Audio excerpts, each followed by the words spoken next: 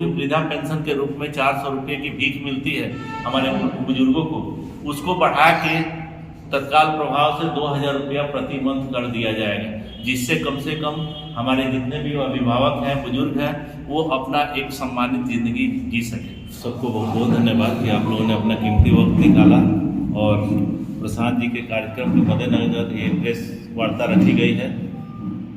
इस प्रेस वार्ता का मुख्य उद्देश्य है कि हम पश्चिमी चंपारण के जो भी हमारे जनता है उसको एक संदेश हम लोग पहुंचा सकें।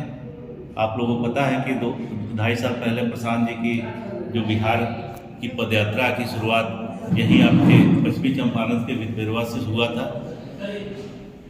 पिछले 2-2.5 सालों में प्रशांत जी ने बिहार के तमाम उन जिलों के एक गाँव का उन्होंने भ्रमण किया है, पैदल यात्रा किया है।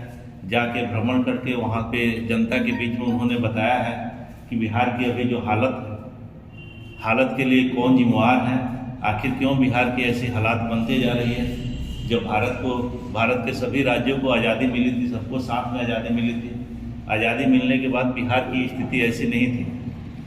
प्रशांत जी का मुख्य उद्देश्य है कि अगले 10 वर्षों में बिहार का वो स्वर्णिम काल, जिसमें बिहार को किसी भी पैरामीटर पे टॉप 10 राज्यों के श्रेणी में गिनती हो सके, उसके लिए प्रशांत किशोर जी और जनसुराज के जितने भी हमारे जनसुराजी भाई बहन हैं, जनसुराजी साथी हैं, सब लोग उस उद्देश्य से बिहार में व्यवस्था परिवर्तन के लिए लगे हुए हैं। इसी के क्रम में प्रशांत किशोर जी का अब अनुमंडल विजिट शुरू हो रहा है।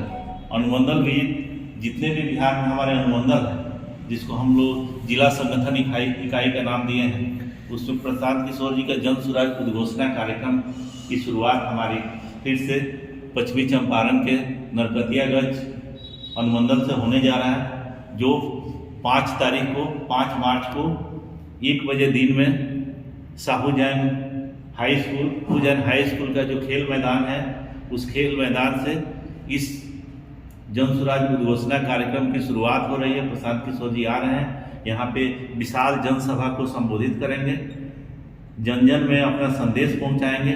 आप लोगों को तमाम समाचार पत्रों से, प्रशांत किशोर जी के भाषणों से आपको ये जरूर मिला होगा, जनसुराज आएगा 5 चीज़ हो जाएगा। आप लोग देखे होंगे। आप लोगों के माध्यम से मैं ये बताना चाहता हूँ कि कहीं भी गली कूचों में भी, कहीं पे भी दीवार पे ये चीज़ें प्रशांत किशोर जी और जनसुराज के माध्यम से हम लोग इसको छपवाया है कि जनसुराज के आने से हमारे समाज को जो मूल 5 परिवर्तन हम लोग क्या करने के उद्देश्य से काम कर रहे हैं। सबसे पहले इसमें है युवाओं का पलायन। प्रशांत किशोर जी को आप लोग हमेशा सुनते होंगे कि युवाओं के पलायन को लेकर वो बहुत चिंतित रहते हैं। ये चिंता का विषय हमारे समाज के सभी वर्गों के लिए।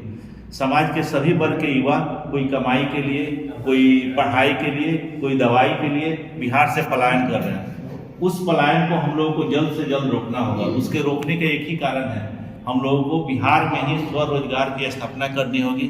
तो प्रशांत किशोर जी और जनसुराज का पहला हमारा उद्देश्य है कि जनसुराज की सरकार आने के बाद यहीं पे हमारे जितने भी युवा हैं उनके लिए 15,000 से 20,000 रुपये की नौकरी का इंतजाम हमारे स्थानीय स्तर पे ही किया जाएगा। दूसरा हमारा जो 5 चीज़ की बात कर रहे हैं, उसमें बुजुर्गों के पेंशन की बात है। बहुत दुख होता है सुन के, जान के। आज भी हमारे जितने अभिभावक हैं, बुजुर्ग हैं, उनको 400 रुपया पेंशन के तौर पर मिलता है, जिससे उनकी सब्जी का भी काम नहीं चलता होगा। जब लोग बुजुर्ग होते हैं, एज ज़्यादा होता है, उनके दवा दारू का भी जरूरत पड़ता है, दवाई का जरूरत पड़ता है। इसके लिए प्रशांत किशोर जी का कहना है कि जब जनसुराज की सरकार आएगी तो जो भी वृद्धा पेंशन के रूप में 400 रुपये की भीख मिलती है हमारे बुजुर्गों को, उसको बढ़ा के तत्काल प्रभाव से 2000 रुपया प्रति मंथ कर दिया जाएगा, जिससे कम से कम हमारे जितने भी अभिभावक हैं, बुजुर्ग हैं, वो अपना एक सम्मानित जिंदगी जी सके। तीसरा हमारा जो महिलाओं के लिए है, महिलाओं को समाज में महिलाओं की स्थिति, ऐसे तो बिहार की स्थिति बहुत दयनीय है, लेकिन महिलाओं की स्थिति खासकर बहुत ज़्यादा दयनीय है। महिलाओं को अपना जीवन यापन करना बहुत मुश्किल हो गया है, अपने बच्चों को पढ़ाना, अपना घर चलाना। उसके लिए प्रशांत किशोर जी और जनसुराज के तरफ से जब सरकार आने पे महिलाओं को एकदम सस्ती रेट पे उन लोगों को लोन दिया जाएगा। आजकल बैंकों में 10% से कम ब्याज पर लोन नहीं मिल रहा। महिलाओं को 4% वार्षिक ब्याज दर पे जन स्वराज के सरकार में लोन दिया जाएगा, जिससे वो अपना कुछ स्वरोजगार कर सकती है और अपने परिवार का देखभाल कर सकती है। हमारा चौथा और सबसे जो जरूरी चीज़ है, हमारे पूरे प्रदेश में शिक्षा का स्तर दिन पर दिन इतना नीचे गिर गया है। बच्चों की ठीक से प्राइमरी शिक्षा नहीं हो रही है, बच्चे ठीक से पढ़ नहीं रहे हैं। तो हमारे जन स्वराज का वादा है कि जन स्वराज की सरकार बनने पे हम लोग शिक्षा का स्तर विश्व स्तरीय करेंगे।